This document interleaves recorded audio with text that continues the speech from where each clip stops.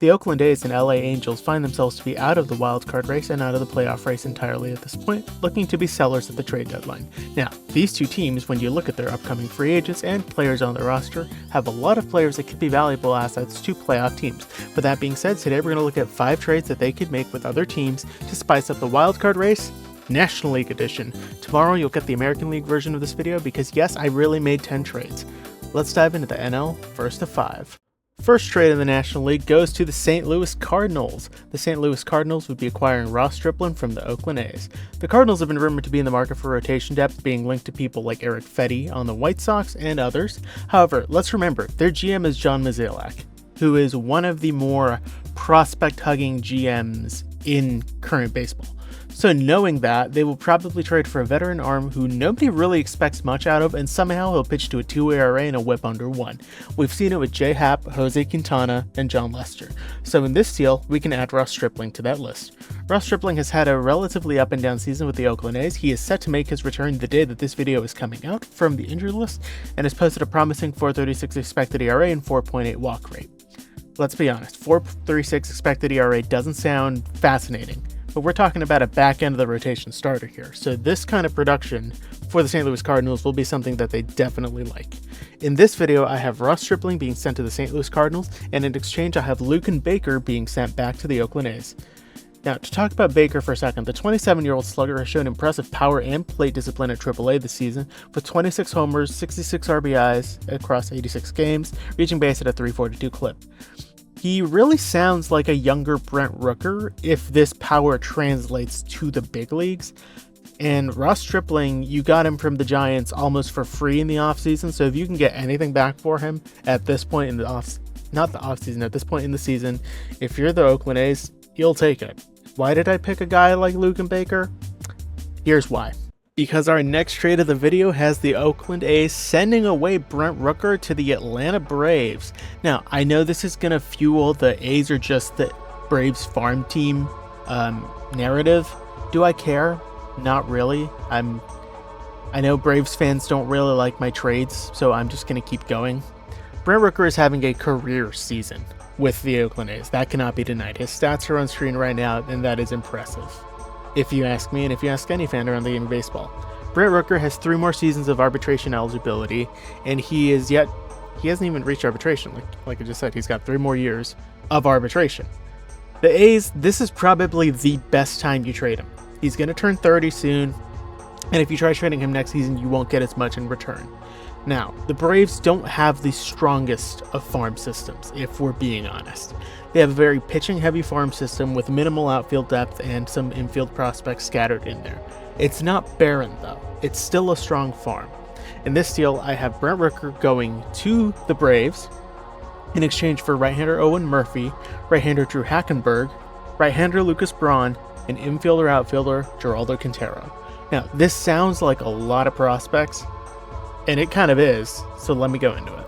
Brent Rooker has had a superb first half of the year. He's hitting .290 with a .369 on base, .943 OPS in total, so he's slugging somewhere in the 500s, which is impressive.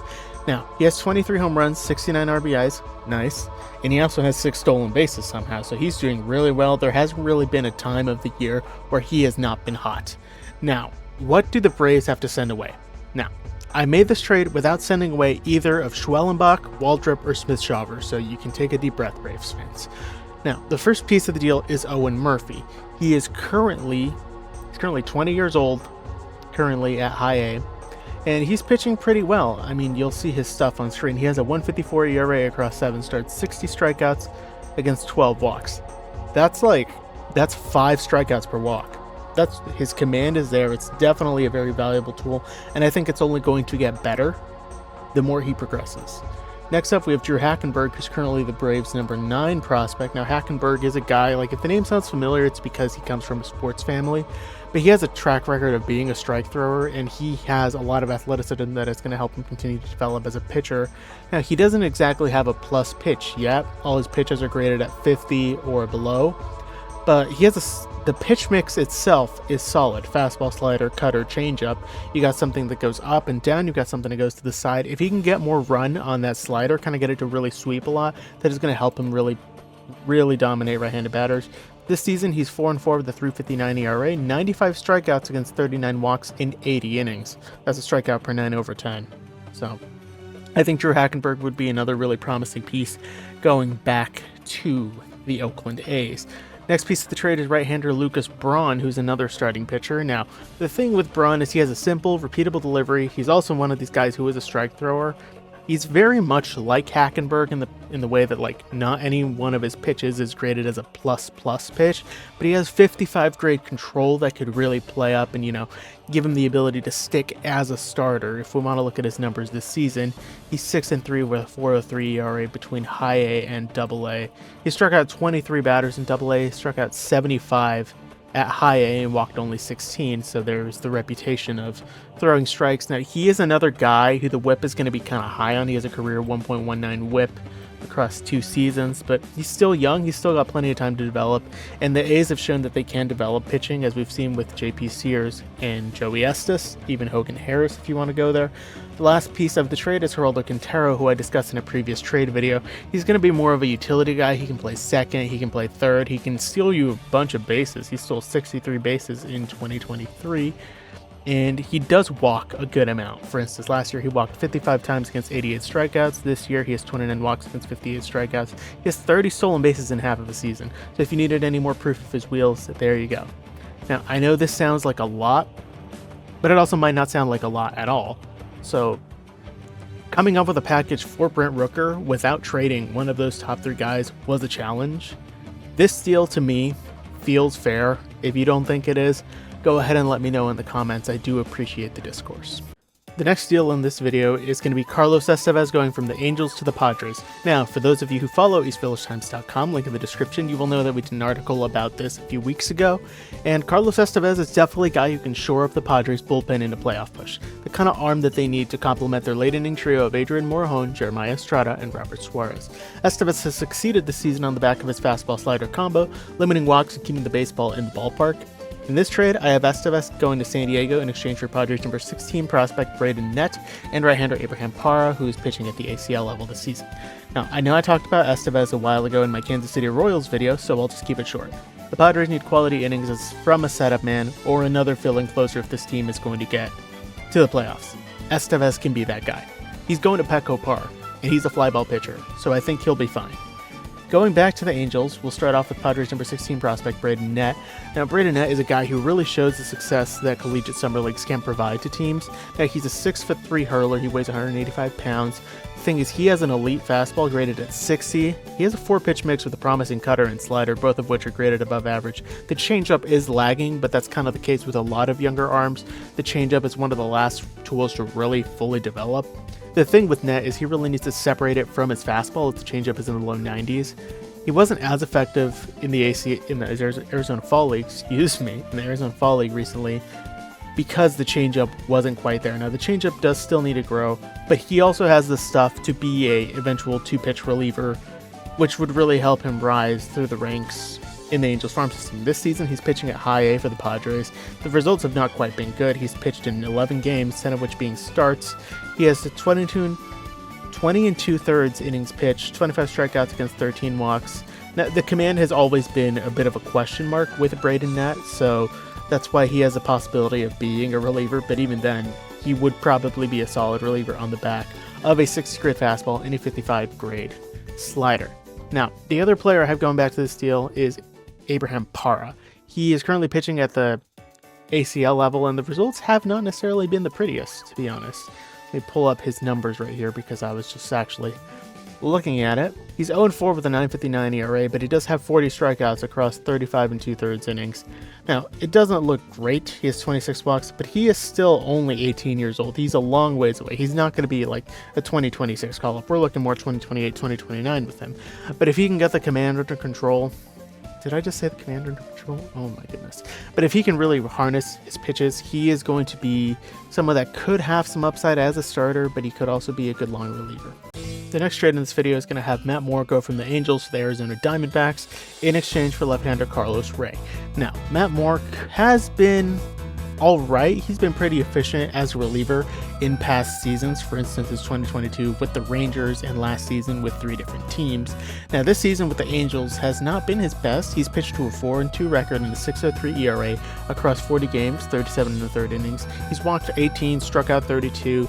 Now, the numbers might look not great, but that's kind of coming off the back of a really ineffective last 15 game stretch during which he has a 6.75 ERA, having allowed 11 runs in 14 and 2/3 innings. Now, Matt Moore is still a veteran left-handed arm, and you can never have too many of those. The Diamondbacks only currently have one left-handed arm in their bullpen, that being Joe Mantiply, and he's been the only one who's been consistent. Brandon Hughes has not worked out, Blake Walston is on the injured list, Tommy Henry is a starter, so they don't really have that second lefty that they're going to need if they're going to try to face teams like the Padres, if they're going to want to face teams like the New York Mets, teams like the St. Louis Cardinals, teams who have pretty strong left-handed batters. So Matt Moore would definitely be a guy who could benefit from a change of scenery. Now, going back to the Angels, I have left-hander Carlos Ray, who's a 22-year-old lefty pitching at Single-A Visalia for the Arizona Diamondbacks. This season, he's 3-0 with a 2.80 ERA across 27 games. In 45 innings, he has 72 strikeouts. That's a lot. I'm not even going to try to calculate the K per 9 on that because it just sounds ridiculous. He also has 32 walks in that span, which is also pretty high, but he's still young. He's only 22 years old, so he has a lot of room to develop. You're looking at him more for 2026 if you do make the steal. But the results are promising. He doesn't allow a ton of contact. He has only allowed 35 hits in those 45 innings. So there is definitely some raw material with which to work here for the LA Angels, and I know the Angels are really revamping their whole pitching philosophy, so he could be a guy who could be good for the Angels down the road. And honestly, when you trade off a reliever, that's kind of what you want, just a guy that could be good down the road. So I have this deal working out. And now the final deal of the video is I have the Pittsburgh Pirates upgrading their outfield offense with Kevin Pillar. Now, Kevin Pillar has been a revelation for the LA Angels this season. In only 49 games with the Angels, he's hitting .293 with a .342 on base, .483 slugging, and an .825 OPS. That's incredibly solid for Kevin Pillar, who has a career OPS of .706. So I think that Kevin Pillar is the kind of guy who the Angels could look to trade off, and the kind of guy who would play well for the Pittsburgh Pirates. The Pirates have been rumored to be on the hunt for offensive upgrades, looking to possibly trade some of their excess pitching. Now, I don't have that kind of being the case here. I have the Angels going for more of a prospect return with a couple of guys who are a few years away. I'll start with Charles McAdoo. The 22-year-old outfielder was just drafted in 2023 in the 13th round, and he's done nothing but hit in his entire minor league career. This season, in 311 at-bats, he has 100 hits, 14 home runs, and 61 RBIs over at Double-A. This season he's played at 2 levels, and in Double-A he's still holding his own across 23 games, hitting .284 with a .370 on base, .534 slugging, and .904 OPS. He was tearing the cover off the ball at High A, was playing really well at Double-A, so he could be possibly a 2026, early 2027 call-up for the LA Angels, whose farm system is really pitching heavy, and there's a lot of players who are still a few years away. Now, speaking of pitching, let's talk about Garrett McMillan. He's the other piece in this trade. He's a right-handed pitcher. He's 6'4", 235, pitching at Single-A, and this season he has pitched really well. Now, he pitched really well at Single-A. He's made 1 appearance at High A, so he's still a ways away. In 41 1/3 innings of relief over at A-ball, he pitched to a, let's check this number, if I can read, .240 ERA across 26 games. He has a hold and he has a save. He tossed 41 strikeouts in 41 1/3 innings while walking only 15 batters. He allowed less hits than innings pitched, clearly less runs than innings pitched, holding opponents to a .252 batting average against. The whip was at 1.31, but again, he's a young pitcher. He was just drafted out of Alabama last year in the 14th round. Another kind of lottery ticket acquisition. Do I think that this guy is going to be like a groundbreaker out of the bullpen? I don't know. It's too soon to tell, as it is when most guys are playing at Single-A. However, if the Angels really trade Kevin Pillar, they're going to try to get whatever they can out of it. Could they get one in the 20s or 30s of the top prospects from the Pirates? That's certainly possible. Could they possibly get someone like Bailey Falter? That is also certainly possible. And there we have it, folks. We have 5 trades that could stem from the Angels or the Oakland A's that could spice up the wildcard race. I do apologize for the length of the video. This isn't scripted. I just sat down and started talking for this video. That's why you hear a lot of clicking going on in the background. Anyways, with that being said, I do hope you enjoyed the video. I have part 2 of this video coming out tomorrow. That is going to be trades to the American League wildcard contenders. So I hope you're on the lookout for that. It is current as of the release of this video. There's 5 days until the trade deadline and the trade deadline nerd extravaganza, so I hope you're all excited for that. I know I'm excited to see what goes down on the trade deadline. With that being said, I'm going to go get this edited so you all can see it as you have now. On screen you'll find 2 more of my videos. Thank you all very much for watching. This is Standard Baseball, signing off.